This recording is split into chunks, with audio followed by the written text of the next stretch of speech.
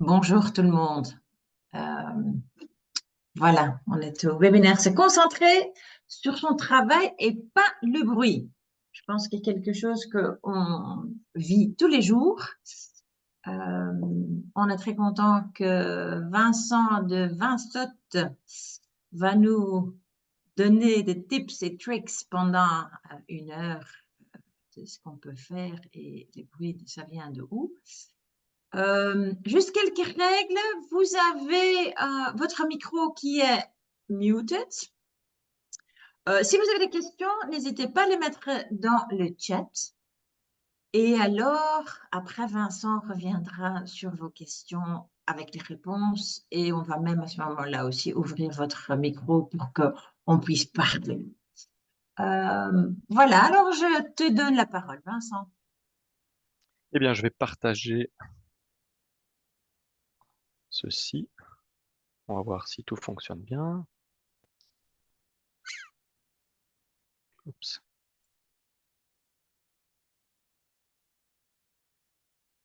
Je ne sais pas si vous voyez le...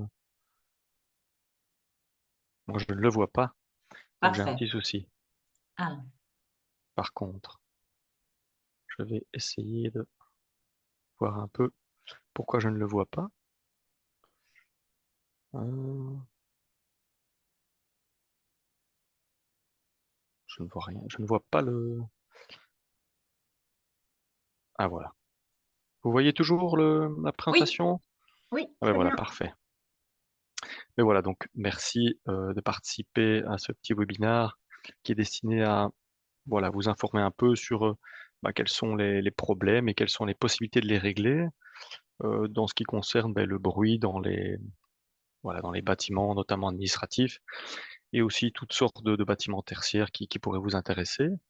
Donc on a appelé ça se concentrer sur le travail et pas sur le bruit parce qu'on sait tous que on peut être très dérangé, notamment par le bruit au travail, surtout qu'on a pris l'habitude après le Covid d'être un peu seul, donc ça devient de plus en plus compliqué parfois de se concentrer au travail. Donc voilà. Moi, je fais partie du service Noise de Vinsot pour se présenter un petit peu. Je vais essayer de voir si, décidément, j'ai un souci avec mes slides qui ne veulent pas passer cette fois. Ouais, pardon, je n'arrive pas à les faire défiler. Décidément. Muriel? Tu as les slides de Vincent, tu peux les partager toi, s'il te plaît? Vincent n'arrive pas. Ouais, j'arrive pas à les faire défiler, je sais pas pourquoi. Tout à l'heure, ça fonctionnait très bien, évidemment.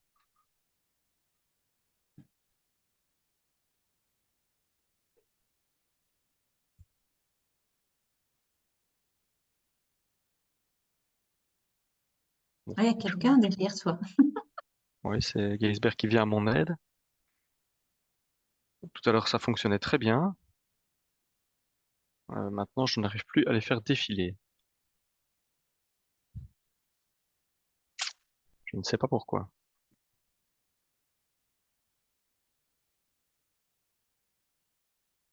C'est pas grave, Muriel est en train de le faire. Ah, super. On a Et comme l'assistance ça, en direct. Voilà. Je sais pas si tu montres en diaporama ou si tu laisses comme ça, Muriel.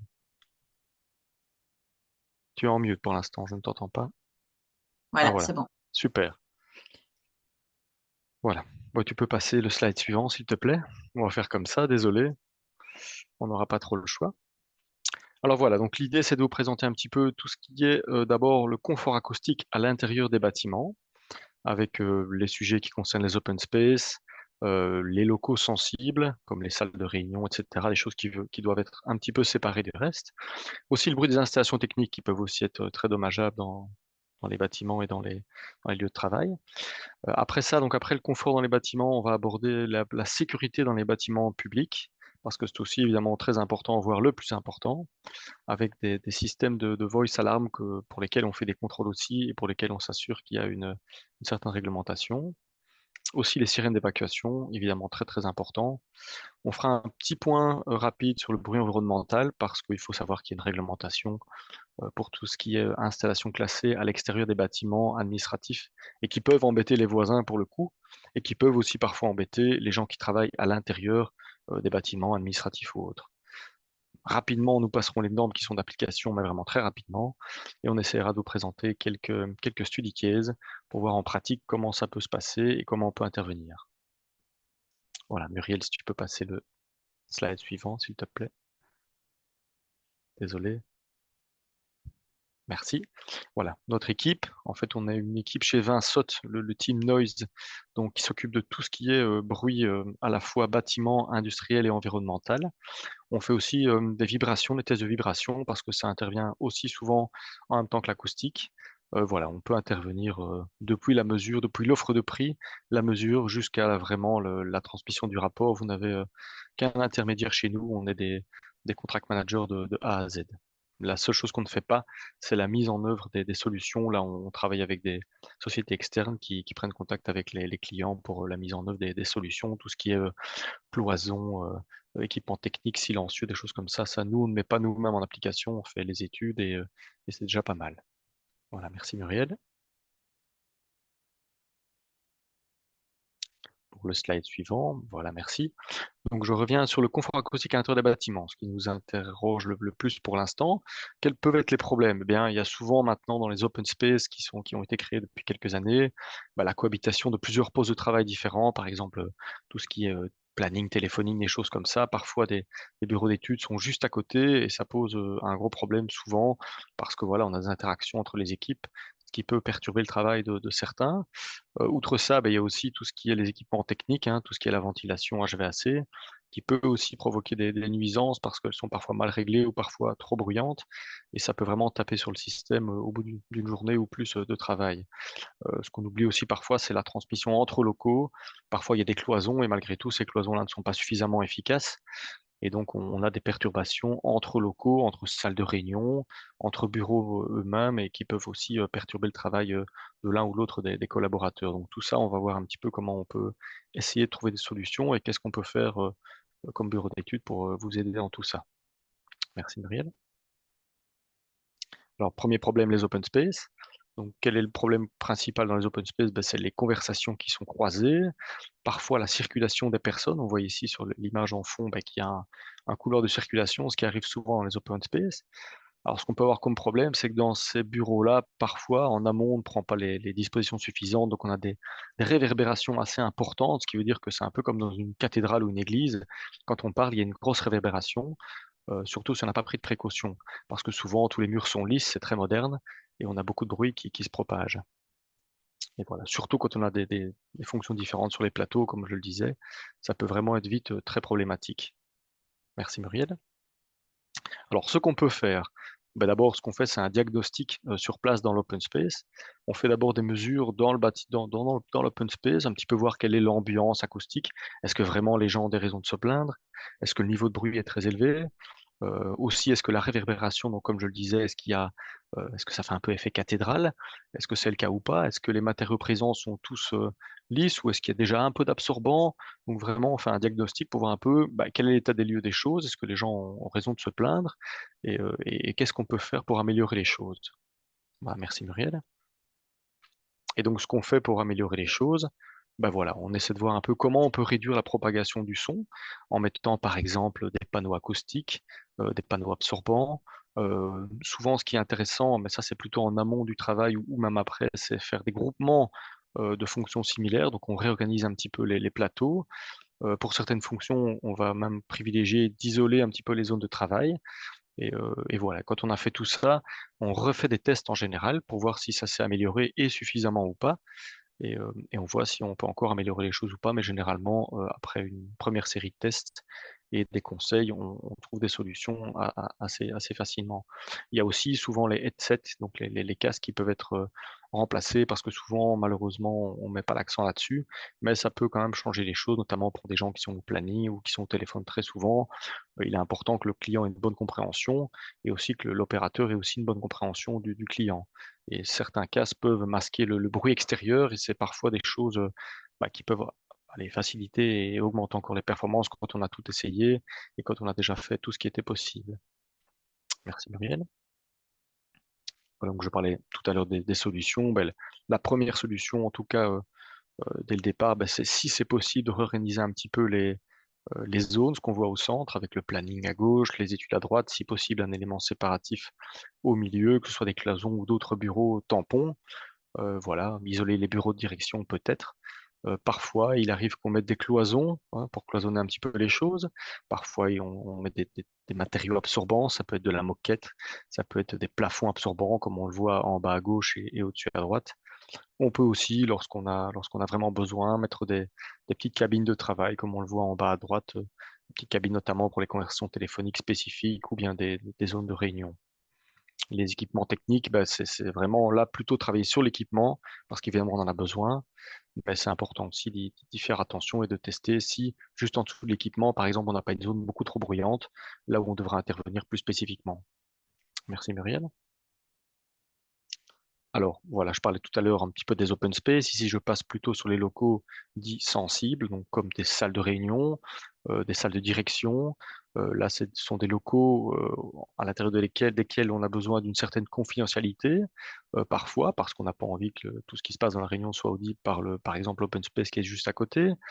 Il faut que ce soit intelligible parce que l'orateur a besoin aussi que ses collaborateurs le comprennent correctement, ce qui n'est pas toujours le cas si la salle de réunion a beaucoup trop de réverbération. Voilà, si on se croit dans une église, on a vite mal à la tête au bout d'une heure de réunion et ça crée un inconfort. Et tout ça sont des choses qu'on peut améliorer dans les salles de réunion, notamment et particulièrement si elles sont d'un certain volume, ce qui arrive quand même relativement souvent dès qu'on a besoin d'une dizaine de personnes. Merci Muriel. Donc voilà, je disais les salles de réunion. Alors, ce qu'on peut faire pour améliorer le confort dans ce genre de locaux, bah, c'est d'abord de faire une évaluation de la performance à l'intérieur de la salle, comme on l'a fait dans l'open space. Donc, on fait généralement un test de réverbération pour savoir si c'est correct. On mesure aussi l'intelligibilité de la parole. Ça, on a des possibilités de le faire avec des sonomètres et des programmes spécifiques. Donc, c'est un indice STI qui définit si la parole des gens est bien comprise par des gens qui sont au bout de la salle ou pas. Ce qu'on peut faire si on a des salles à côté desquelles il y a pas mal de bruit, eh ben, on fait des tests d'isolation, des tests de performance de la cloison entre la salle de réunion et par exemple l'open space qui est à côté. À savoir, ben, si c'est pas très bon, on va pouvoir augmenter éventuellement cette performance de cloison séparative pour justement amener de la confidentialité et du silence dans la salle de réunion. Voilà, merci Muriel. On passe un petit peu sur les installations techniques.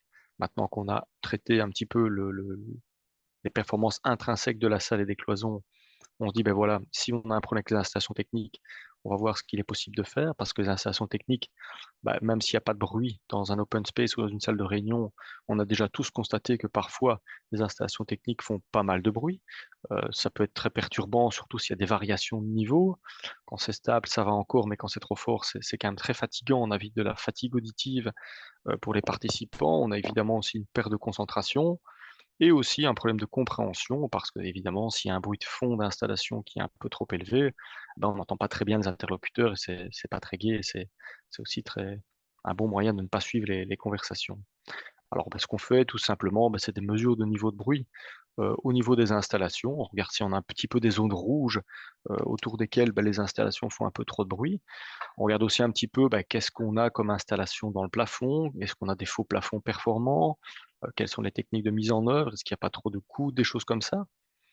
Et avec ça, on essaie de trouver des solutions qu'on va présenter juste au slide après, Muriel, s'il te plaît.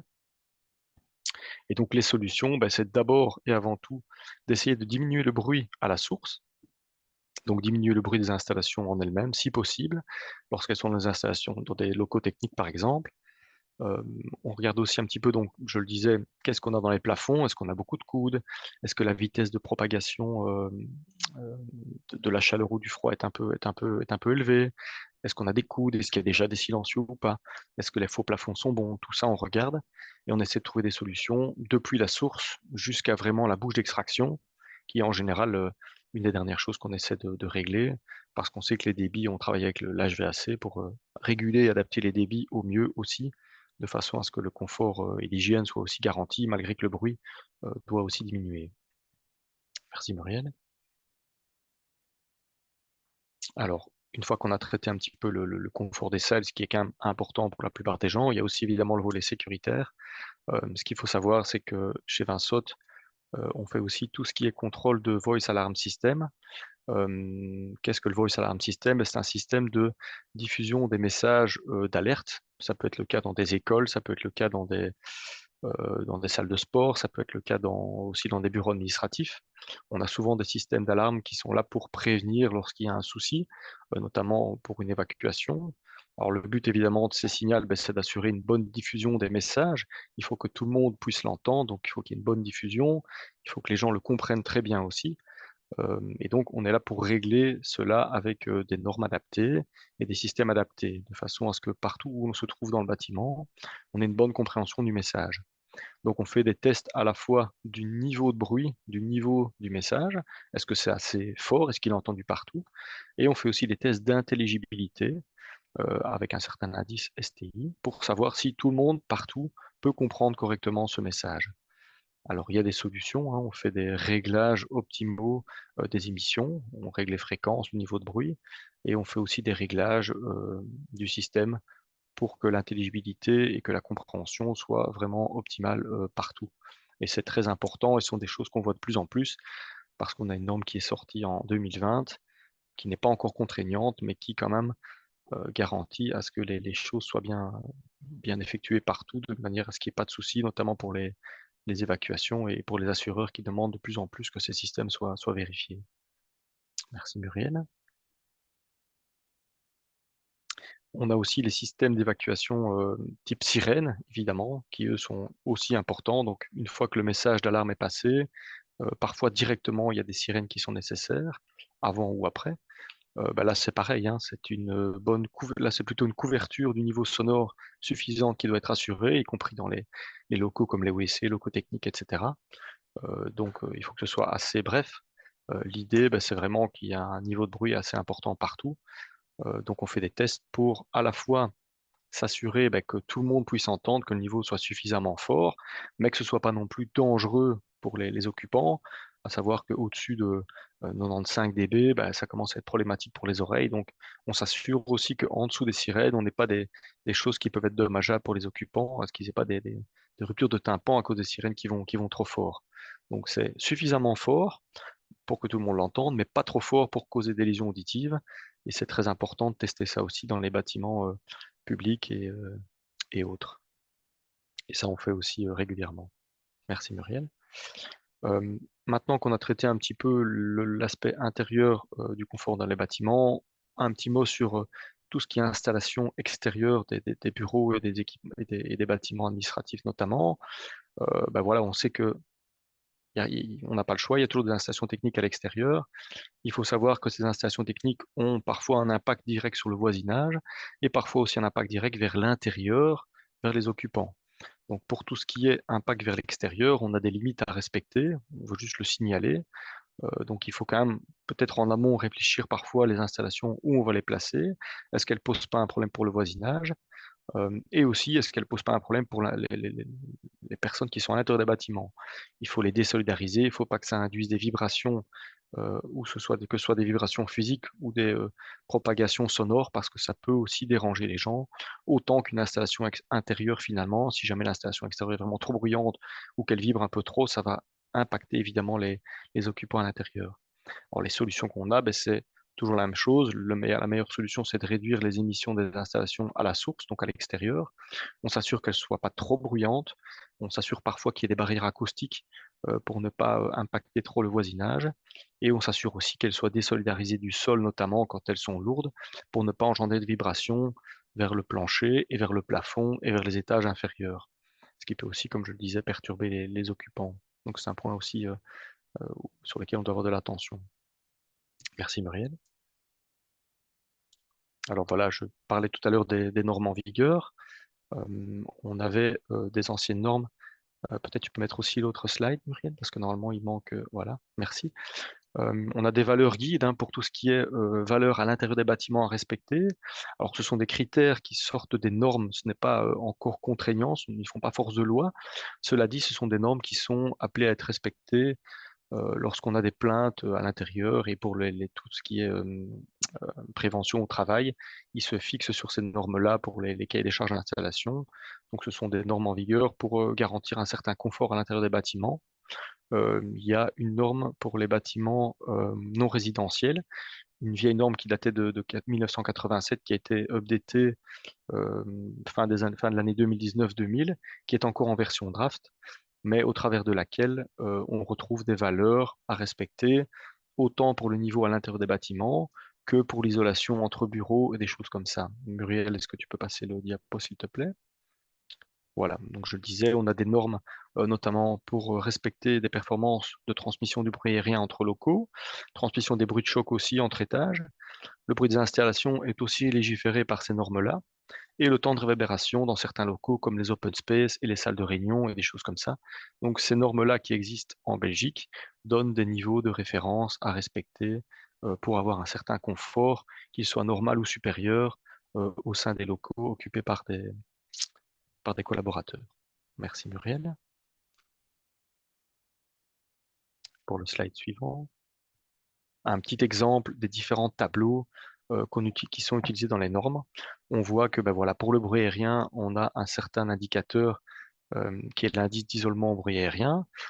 Pour la réverbération dans les locaux, on a un indice de temps de réverbération qui doit être inférieur à une certaine valeur.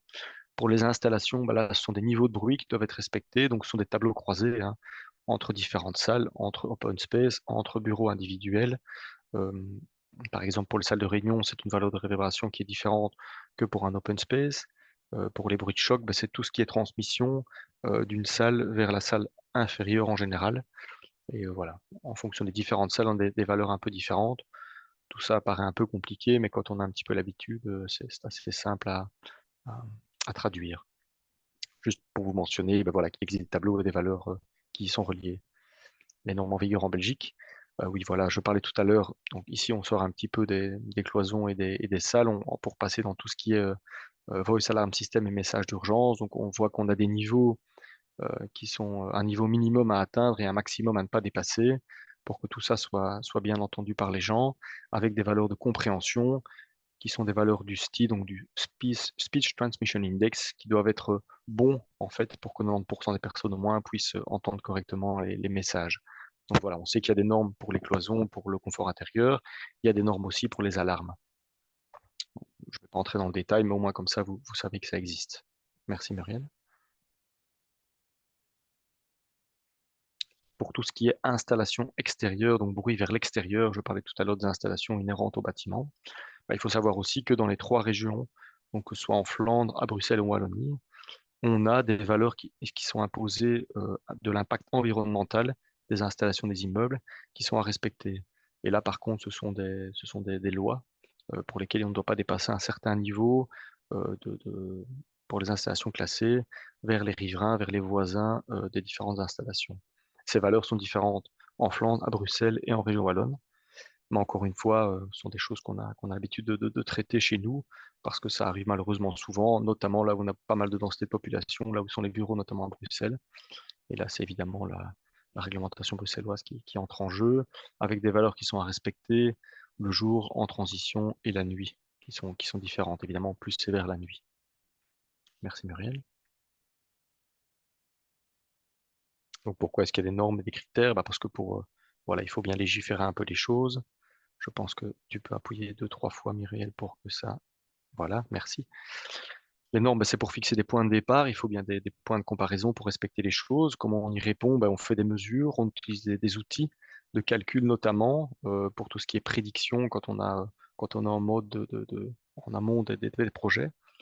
Et le plus important et le plus facile en acoustique, c'est de prévoir un petit peu les problèmes et les installations dès le départ, parce que c'est toujours plus simple de réfléchir en amont, notamment pour le zonage des salles, pour les installations à l'extérieur aussi, de prévoir en amont qu'est-ce qu'on va faire et qu'est-ce qui serait possible de faire pour limiter les choses dès le départ, parce que quand les choses sont là, c'est toujours beaucoup plus compliqué pour nous pour trouver des choses, parce qu'évidemment, on doit parfois remplacer des modules, démolir des choses, et ça coûte plus cher et c'est beaucoup plus contraignant pour le client aussi. Donc, dès qu'on a un projet, nous, on intervient quand c'est possible en amont pour réfléchir avec le concepteur et essayer de trouver des bonnes pratiques dès le départ pour éviter les problèmes par la suite. Ça coûte moins cher et c'est souvent beaucoup plus simple. Merci Muriel. Alors voilà, je vais vous présenter quelques petits cas pratiques en fait de ce qu'on peut faire hein, chez nous régulièrement tout au long de l'année pour résoudre les soucis de confort à l'intérieur des bureaux, en commençant par une amélioration de confort dans un open space. Ben voilà, on a une situation initiale où les gens se plaignent parce qu'il y a trop de réverbération dans l'open space, il y a trop de bruit par les occupants, les gens ne peuvent pas se concentrer. Donc ce qu'on fait, c'est d'abord, comme je vous l'avais dit, des mesures dans les locaux pour voir un petit peu quel est le niveau de bruit lorsque les locaux sont occupés, à savoir est-ce que les gens ben voilà, ont bien raison de se plaindre parce qu'il y a vraiment effectivement trop de bruit. On constate ça dès le départ. On fait aussi une mesure de la réverbération dans la salle, comme je l'avais dit, pour voir un petit peu s'il n'y a pas trop d'écho et si on peut travailler aussi sur ce point-là. Merci Muriel. On analyse les résultats. Voilà, est-ce que le niveau de bruit est élevé? Alors dans ce cas-là, ben, on va voir si on peut zoner les choses ou mettre des séparations. Est-ce que la réverbération dans le local est trop élevée ou non? Ben, dans ce cas-là, en fonction de son volume, dans ce cas-là, on va se dire, ben voilà, si c'est le cas, on va mettre peut-être de la moquette, c'est possible, peut-être des plafonds absorbants, et on va voir sur quoi on peut jouer en fonction des résultats qu'on a eus, et si on respecte les valeurs qui sont dans les normes ou pas. Alors, si on respecte les valeurs et que les gens se plaignent quand même, bah, c'est peut-être qu'ils sont très sensibles. Dans ce cas-là, on peut ne rien faire, ou on peut aussi se dire, bah voilà, ils se plaignent peut-être à raison aussi, même si les normes sont un peu larges, et on va quand même essayer de diminuer les valeurs et amener un confort supplémentaire. C'est toujours possible, mais évidemment, plus on veut avoir un confort supérieur, plus c'est compliqué à atteindre. C'est toujours les premiers décibels qui sont les plus faciles à diminuer, et plus on veut aller dans la performance supérieure, bah, plus c'est compliqué, plus on doit ajouter des choses. Mais bon, c'est toujours possible jusqu'à une certaine limite. Merci Muriel. Ah, voilà. Typiquement, qu'est-ce qu'on peut faire? Ben, dans des open space dans lesquels il n'y a que des matériaux réfléchissants, par exemple du plâtre ou du béton, ben, on met des plafonds absorbants, c'est toujours ce qui est le plus efficace parce que ça répartit bien l'absorption du son de la parole des collaborateurs. On peut aussi mettre des panneaux entre les postes de travail, comme on le voit en vert à droite, parce que ça peut absorber le son, le parcours du son est absorbé entre deux collaborateurs qui se font dos à dos. On peut aussi mettre un peu de moquette parce que ça absorbe aussi bien le son et ça participe à la diminution pardon, de la réverbération du local. Voilà, ce sont quelques types de solutions qu'on peut amener. Alors, deuxième cas, tout à l'heure on en parlait, c'est la confidentialité de certains locaux. Donc, on avait une salle de réunion qui a été créée dans un open space. C'est pas très pratique parce que c'était un planning qui avait juste à côté. Et les gens ont fait une salle de réunion avec pas mal de fenêtres dans la salle de réunion. Donc, c'est sympathique à voir, mais c'est difficile à utiliser pour les gens qui font des réunions. Donc, on n'a pas du tout de confidentialité dans cette réunion-là et on nous a appelés parce qu'on avait des soucis avec cette salle de réunion qui n'était pas du tout confidentielle. Merci Muriel. Alors, ce qu'on fait, ben, on fait des mesures d'abord de l'isolation de la cloison entre l'open space et la salle de réunion pour voir où on en est. Est-ce que la performance est déjà bonne ou est-ce qu'elle est mauvaise? Là, on avait déjà une petite idée des choses parce que c'était un simple plexiglas qui n'était même pas du tout un double vitrage. Donc on se disait déjà bien dès le départ que ça poserait un problème. On avait une porte aussi qui était pas très bien ajustée et qui était un peu en panneau beaucoup trop léger, ce qui fait que les mesures d'isolation ont donné des faibles performances de la cloison. Et on a aussi remarqué que dans les plafonds, il y avait des petits soucis parce qu'il y avait des endroits où il manquait de l'isolant. Merci Muriel.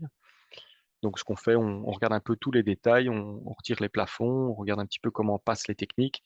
Et dans ce cas-là, on avait des trous qui avaient été faits dans le plafond pour passer les techniques, ce qui est effectivement, malheureusement, bah, des forces d'isolation globale de la salle.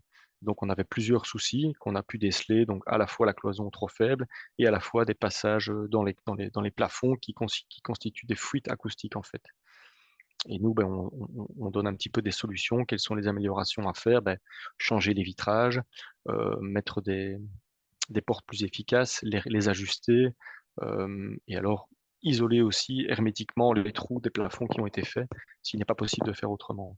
Et tout ça a permis d'améliorer les choses de 6 ou 7 dB, ce qui est déjà pas mal pour une cloison et une petite salle de réunion. Merci Muriel. Comment on fait ça? Ben, on fait de l'analyse visuelle, comme on le dit. On a aussi des petits programmes avec lesquels, ben voilà, si on met des doublages de cloisons, qu'est-ce que ça apporte comme amélioration? On peut recréer un petit peu les salles avec nos programmes.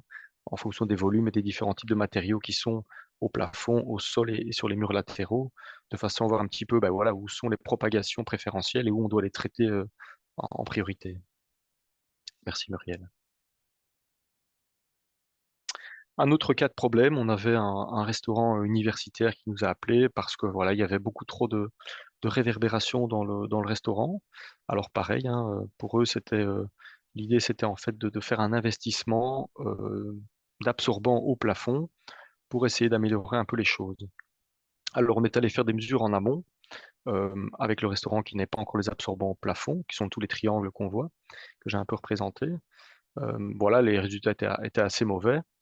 Ce qu'on a fait avec eux, c'est dire voilà, il nous faut une certaine quantité d'absorbant avec une telle caractéristique à placer au plafond pour que ce soit qu'il y ait un meilleur confort dans votre restaurant, pour qu'il y ait moins de réverbération. Donc, on a conseillé des plafonds absorbants et on a fait une mesure a posteriori pour contrôler que l'investissement avait été pertinent et qu'il n'y avait pas des choses à changer ou à augmenter. Parce qu'en fait, évidemment, voilà, le restaurant universitaire va demander des garanties à l'installateur pour avoir certaines performances. Et nous, on est là pour le conseiller au départ, pour dimensionner un petit peu la quantité d'absorbant qu'il faut et aussi pour contrôler à la fin, ben voilà, est-ce que les choses sont bien respectées? Est-ce que après le placement d'absorbant, le temps de réparation a diminué? Est-ce qu'il rentre dans les clous des normes? Et est-ce que vous pouvez être satisfait de l'investissement que vous avez fait? Et voilà, c'est quand même l'essentiel pour le client. Merci Muriel. Voilà, on voit les différents absorbants qui ont été mis. On voit un petit peu les mesures de réception qu'on a faites. Est-ce que les résultats sont OK? Est-ce qu'ils sont conformes aux normes? En fonction du volume, etc. On refait des tests pour voir si tout ça est bon. Et on avait vu, en tout cas, que les choses s'étaient bien améliorées, donc l'investissement était pertinent. Merci Muriel. Alors là, c'est un cas en fait qui présente une source à l'extérieur d'un bâtiment. C'est une banque qui était en plein centre-ville avec des voisins très très très proches. Le problème, c'est que dans la cour arrière de cette banque, il y a une unité de froid, une grosse unité de froid qui est présente. Alors évidemment, il y a eu des plaintes des voisins parce que les appartements sont à proximité. En plus, c'est une zone mixte, donc il faut faire très attention à ne pas perturber un petit peu les voisins. Et on était dans un cas où on était dans un immeuble, enfin des cours fermées, très réverbérantes, ça veut dire que le son réfléchit un peu partout. Donc les voisins se plaignaient du son généré, enfin, du bruit généré par cette unité de froid, parce que ils étaient vraiment pas très très loin. Alors on nous appelle pour ça, malheureusement elle est déjà placée. On peut passer au slide suivant, Muriel, s'il te plaît. Alors voilà, qu'est-ce qu'on fait dans ces cas-là? Ben d'abord, on constate les choses pour faire un état des lieux. Est-ce que les voisins ont raison de se plaindre? Donc, on fait des mesures de conformité ou pas de l'impact de ces installations. Donc, on va mesurer concrètement chez les voisins pour voir un petit peu quel niveau de bruit on atteint. On fait aussi des mesures à proximité de l'unité de froid pour voir si elle a, enfin, pour définir un petit peu son niveau de bruit et pour la caractériser intrinsèquement. L'idée, en fait, c'est qu'une fois qu'on a constaté les dépassements chez les riverains, qu'on puisse nous recréer en fait la situation dans un modèle acoustique 3D en réimplantant la source et en calculant la propagation du bruit chez les voisins. Donc, on mesure à la fois chez les voisins et on mesure aussi la source, ce qui nous permet de recréer un environnement dans lequel on replace la source avec sa puissance acoustique qu'on a mesurée, de façon à euh, calibrer le modèle avec une constatation et en termes de mesure et en termes de modèle d'un certain dépassement des valeurs limites qui sont autorisées pour savoir, ben voilà, on sait qu'on a un dépassement de 10 dB, on le voit sur le terrain, on le voit dans le modèle. Que peut-on faire pour diminuer cette source et que peut-on faire pour limiter l'impact chez les voisins? Et grâce au modèle acoustique, on va pouvoir trouver des solutions, soit directement sur la source, soit peut-être en plaçant des panneaux acoustiques pour limiter la propagation de la source. C'est ce qu'on voit sur le slide suivant. Donc là, qu'on voit qu'on a tout remodélisé, on a refait la situation, on voit qu'on dépasse les niveaux de bruit. Et donc, la solution qu'on trouve, c'est de placer, dans ce cas-là, parce qu'il n'y avait pas d'autre solution, un écran acoustique absorbant autour de la source pour limiter l'impact vers les riverains. Et après ça, on peut faire des mesures pour voir si les valeurs sont respectées et la réglementation est aussi respectée. En général, quand les voisins ne se plaignent plus, eh bien, c'est que la réglementation est tout à fait respectée. Merci, Marielle. Voilà. J'espère avoir été plus ou moins complet sur les possibilités qui s'offrent à vous en termes de réduction de bruit à la fois à l'intérieur et à l'extérieur des bâtiments. On reste évidemment à votre disposition. Donc moi, c'est Vincent Crucifix, je suis Contract Manager Noise. Pour nous contacter, ben, c'est noise@vinsaute.be, c'est assez simple, et mon numéro de téléphone est là. En principe, j'imagine que les coordonnées seront aussi disponibles sur le site de Belfa et seront joints voilà, à ce webinaire. Voilà, en vous remerciant beaucoup pour votre attention. Merci Vincent. Est-ce qu'il y a des questions parmi les participants? Je n'en ai pas vu dans le chat, en tout cas, pour l'instant. Ok. Nicolas? Oui, c'était sur la dernière situation. J'ai pas bien compris la solution qu'on a apportée avec le groupe de froid. Ah, en fait, c'est un groupe de froid qui ne pouvait pas être déplacé, OK, qui dans un premier temps ne pouvait pas non plus, sur lesquels on ne pouvait pas mettre de silencieux parce qu'il y avait des contraintes au niveau technique. Donc il fallait garantir une certaine circulation de l'air en fait en top. ouais, Donc ce qu'on a fait, c'est qu'on a placé un mur acoustique périphérique à peu près 1 mètre du groupe de froid parce qu'on ne pouvait pas le mettre plus près non plus. OK, Et donc, l'idée, en fait, c'est de mettre un matériau absorbant à l'intérieur du mur acoustique pour déjà capter une partie du bruit et de mettre un mur acoustique suffisamment haut, parce que, évidemment, oui, sur cette situation-là, on le voit pas très bien, mais là, on a mesuré la source intrinsèquement et on a vu qu'il y avait une concentration de bruit de ce côté de la source. L'autre côté était beaucoup plus silencieux parce que les ventilateurs étaient essentiellement sur ce côté. ouais, Et en fait, les plaintes, en fait, les premiers bâtiments côté source, c'était c'était la banque, donc ça posait moins de problèmes. Les plaintes venaient plutôt vers l'arrière, et donc le mur acoustique a été placé de façon pertinente, avec une évaluation 3D théorique avec le modèle, avec voilà, un placement et une hauteur de mur suffisant pour pouvoir faire un écran à la propagation du bruit, en fait. OK. Et donc le bruit est absorbé par l'écran et ne provoque pas une réverbération, une propagation vers le haut. Oui, c'est ça. En fait, il est d'une part absorbé par l'intérieur de l'écran, Mhm. à l'intérieur duquel donc il y a de la laine minérale avec donc l'écran est troué avec de la laine minérale, ce qui fait une Ouais, absorption à la source. Et en plus de ça, le fait que l'écran soit assez proche et assez haut de la source, il y a en plus de l'absorption un effet d'écran. Donc en général, une source acoustique, c'est un peu comme un rayon de lumière. Si vous ne le voyez pas, c'est déjà qu'il est en partie absorbé ou, ou en tout cas réflecté par l'écran. Donc voilà, en général, c'est un petit peu le principe de base simplifié, c'est qu'il faut voilà, empêcher le son à la fois de se propager, donc il est absorbé à la source, et en plus il y a un effet d'écran. Donc c'est comme si des balles rebondissaient, ben là le son rebondissait et il était à la fois absorbé et à la fois un petit peu bloqué par l'écran. Et l'ensemble fait que ben, avec ce système-là, chez les riverains, quand on a mesuré, ben, on s'est rendu compte que ça suffisait et qu'on était juste en dessous des valeurs limites à respecter. Mais c'est parfois difficile de traiter des grosses unités comme ça parce que on a des contraintes techniques en fait hein, au niveau des circulations d'air. On ne peut pas mettre des murs parfois trop près ni trop haut parce qu'alors on a des contraintes techniques on peut pas qui sont contraignantes pour nous évidemment. Mais bon, il faut ménager la chèvre et le chou et on essaie de trouver des solutions.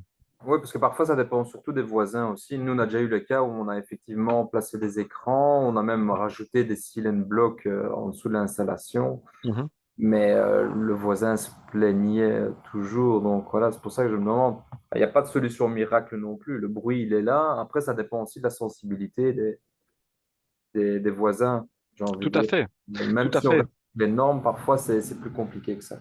Voilà, les normes, c'est subjectif. Et c'est pour ça qu'on fait toujours une mesure de constat au départ, parce qu'il arrive parfois que des gens se plaignent, parce qu'ils sont effectivement dérangés, mais légalement, il n'y a pas de raison de faire d'intervention. Si par exemple, la limite chez le riverain, c'est 40 décibels et qu'on est à 39 décibels, bah oui, il peut se plaindre parce qu'on l'entend effectivement, mais il n'est pas nécessaire légalement de faire une intervention. Donc c'est pour ça qu'on fait toujours un constat d'une plainte pour vraiment objectiver la plainte ou pas. Et c'est seulement quand elle est objectivée légalement bah, qu'on fait des interventions parce que l'investissement vaut la peine. Évidemment, il y a des gens plus sensibles qui se plaignent entre guillemets pour rien et d'autres pour qui c'est pas le cas. Donc oui, c'est très subjectif. Ouais. Vincent Gillot a une question.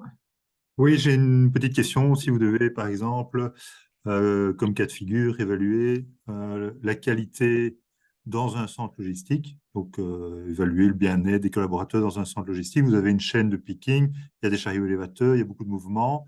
Concrètement, comment ça se passe?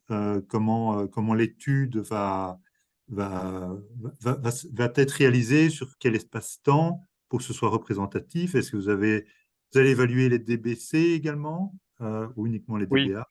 là, Et, oui, et, pardon. et vous allez mettre des sonomètres sur les postes de travail. Comment ça se passe? En quelques Alors, mots. oui, Oui. alors là, on est plus, à mon sens, sur de la surveillance de postes de travail, entre guillemets, industriels, Ouais. donc pour la protection des travailleurs au travail. Alors dans ce cas-là, on a plusieurs méthodes. Une des méthodes, ben, ça dépend un petit peu des types de postes. Donc on fait toujours une prévisite, voir un petit peu quel est le travail et quels sont les postes. On peut faire d'une part des mesures de court terme, si ce sont des postes fixes avec comment, des nuisances stables. L'idée en fait de la réglementation nationale, c'est de mesurer la charge acoustique. Par exemple, sur 8 heures, si un poste de travail dure 8 heures, on doit mesurer la charge, définir la charge acoustique sur 8 heures. Et donc l'idée, si le poste est stable, on peut faire des mesures de courte durée et extrapoler à 8 heures, parce que de toute façon, on sait que c'est stable sur 8 heures. Si maintenant, on va changer de poste, dans un hall industriel par exemple, euh, eh bien, ce qu'on peut faire, c'est placer des dosimètres sur les personnes, qui gardent alors un dosimètre toute la journée, et on fait un recueil, une analyse des niveaux qui sont mesurés sur toute la journée, et on extrapole ça avec, si par exemple le poste dure 4 heures, on peut extrapoler fois 2 à 8 heures, il n'y a pas de problème. Donc là, ça va permettre vraiment le dosimètre au courant de la journée, de mesurer un petit peu tous les différents niveaux et d'enregistrer vraiment tout ce qui se passe. Voilà, le seul bémol entre guillemets à cette méthode-là, c'est qu'il faut que l'opérateur soit vraiment concerné par les mesures et n'aille pas se mettre, par exemple, on a déjà vu ça, près d'une radio toute la journée, parce qu'alors c'est pas du tout représentatif, évidemment. Donc on essaie soit d'avoir des personnes de confiance, soit de faire les mesures avec la présence de quelqu'un de chez nous aussi, ou soit de mixer un peu les deux. Parfois c'est, voilà, à la fois on laisse un dosimètre sur la personne, et en même temps, lorsqu'on vient l'installer, ben, on fait aussi quelques mesures sur les postes pour voir si c'est à la fin bien représentatif de ce que la personne a pu euh, enregistrer tout au long de sa journée. Donc, c'est généralement un mix des choses en fait. Et l'idée, ben, c'est vraiment effectivement de définir soit des postes pour lesquels le niveau respecte ou pas la réglementation. Donc par exemple, c'est 80 dB sans protection auditive. Et on peut faire aussi des zonages euh, qui représentent les zones à l'intérieur desquelles ben, il faut proposer des protections auditives, ou bien impérativement disposer de protections auditives. Il faut absolument les porter. Tout dépend un petit peu des niveaux, 80 dB, 85 dB, 90 dB. Donc dans les entreprises, dans les halls, on peut faire des cartes de bruit, de zonage. Voilà, autour de cette zone-là, autour de ce poste-là, il faut mettre des protections. Autour d'une autre, il faut pas en mettre. Et voilà, ce sont des choses qu'on fait aussi régulièrement. OK, merci. Je vous en prie.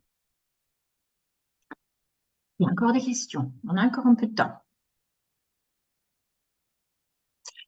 Vincent, on peut envoyer les slides aux participants? Sans problème, oui. Avec plaisir. Super, super. Là, vous avez les coordonnées aussi alors de Vincent, au cas où que vous avez quand même des questions après, ou que vous aimeriez bien que Vincent ou quelqu'un de son équipe passera chez vous pour faire l'analyse. Voilà, on arrive à la fin de notre webinaire en français. Cet après-midi, il y en a une en néerlandais. Si vous avez des collègues néerlandophones qui sont intéressés quand même de participer, contactez Muriel parce que les inscriptions sont fermées. Quelques activités futures qu'on organise aussi, regardez, c'est bien entendu pas tout, on est occupé avec pas mal de choses encore, et on va remplir l'agenda cet été aussi. Si vous avez des suggestions pour des topics, pour des webinaires ou quoi que ce soit, n'hésitez pas à l'envoyer à Office@Belfa. Ça nous intéresse toujours pour avoir des insights et des suggestions de nos membres et la communauté Facility Management. Voilà, alors je vous remercie tous pour votre temps, et je vois Vincent et Gijsbert après. Merci à tous.